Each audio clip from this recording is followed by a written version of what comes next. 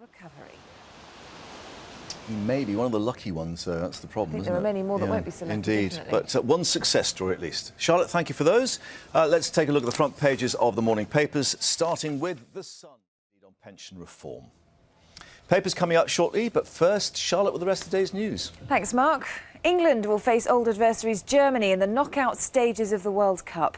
Celebrations went on into the night, both in South Africa and at home, after England qualified for the last 16. And it's the latest in...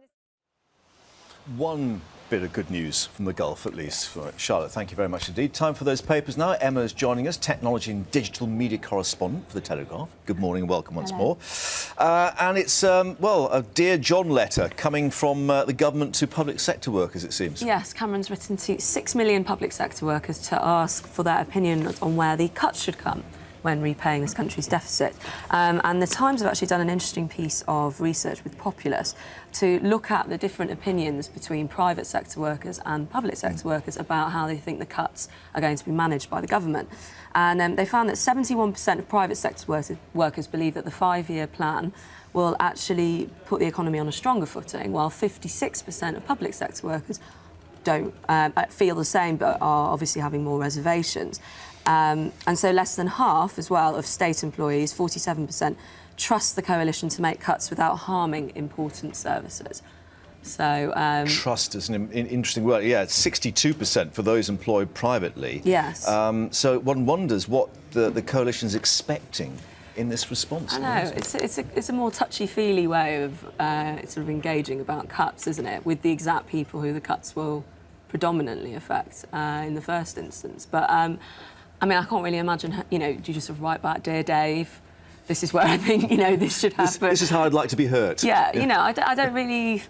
I know it's all about interaction and they're trying to, you know, actually talk to the people who brought them, well, sort of brought them into government. But well, it's, yeah, progressive politics, I guess, yes. i.e. we've spoken to the people directly. It's definitely a step in the right direction, but, I, you know, sort of how those... I'll be interested to see if we can get some copies of the letters as the press. Yeah, let's see what the replies are, yeah. Extraordinary picture in the Daily Mail. Yes. No, this is great. I mean, so yesterday, 10,000 people turned out in the streets of Winchester to welcome back the 11 Light Brigade from Afghanistan after their tour, and there was quite a worry that maybe the World Cup would diminish people in the street, the amount of people who turned out, but no, they were welcomed back, as I say, by 10,000 people. That's extraordinary, isn't it? Yes, so it's a wonderful photo, and the Duchess of Cornwall spoke, welcomed them back. Obviously, there's tragedies in that Light Brigade, but you know, the turnout was impressive. Obviously, it comes straight after the news that the 300th soldier has perished, but again, I think, you know, that will have shown some comfort to them coming back. And then 1,400 people attending a private service of Thanksgiving and Remembrance in Winchester Cathedral. Yeah.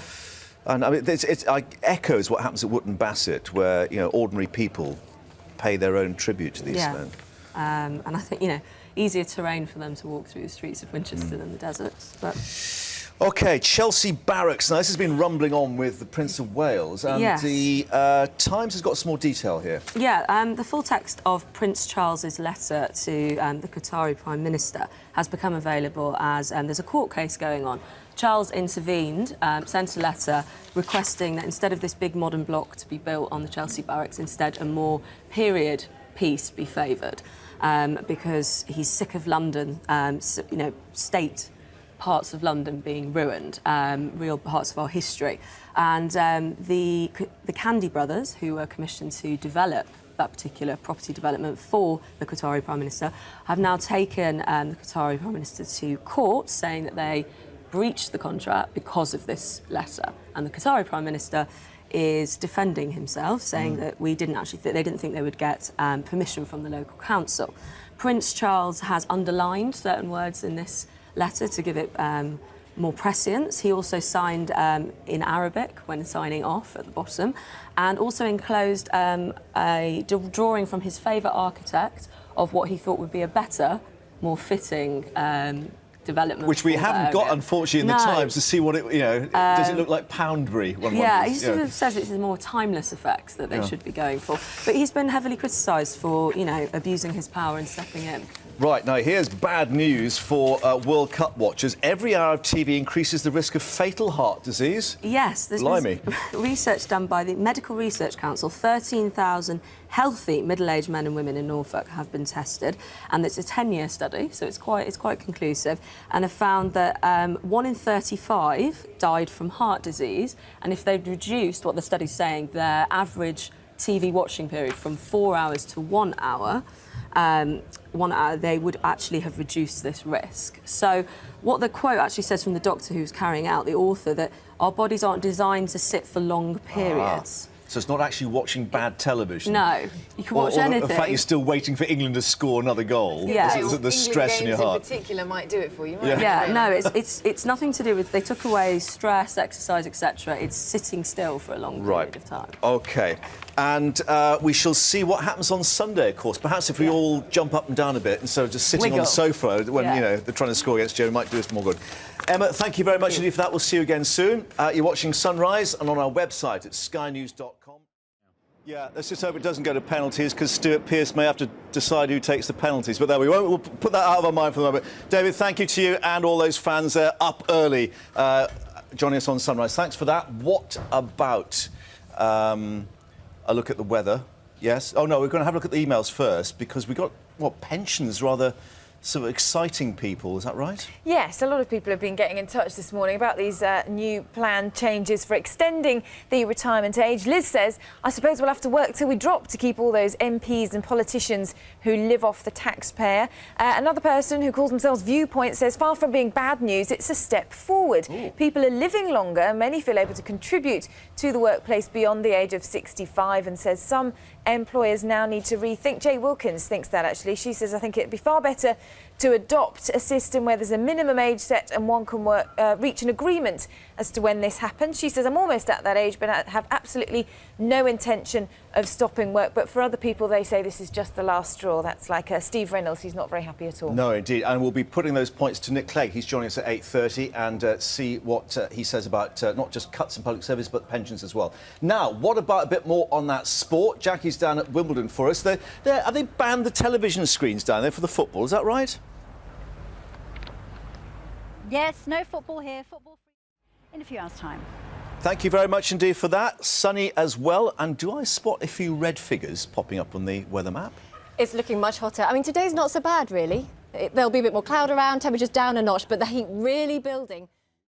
At 1:30. Right now, though, let's get an update on the rest of the headlines with Charlotte. Thanks, Mark. England will face old adversaries Germany in the knockout stages of the World Cup. Celebrations went on into the night, both in South Africa and at home, as England qualified for the last 16. Emma Hurd reports now from South Africa. After the sunshine of Port Elizabeth. One happy story, at least, from the Gulf. Yeah. Charlotte, thank you for that. Look at the front pages of the morning papers now. We'll start with The Sun, looking forward to... about this letter. Putting those points and many more from your emails to Nick Clegg, who's going to be joining us shortly here on Sunrise. First, though, Charlotte with the rest of the day's news. Thanks, Mark.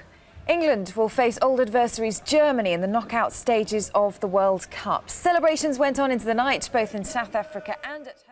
As they say. However, not perhaps quite so positive for some of the other. No, sadly. But we'll keep you updated on what's happening in the Gulf. Charlotte, thank you for that. Here, the heat wave is continuing.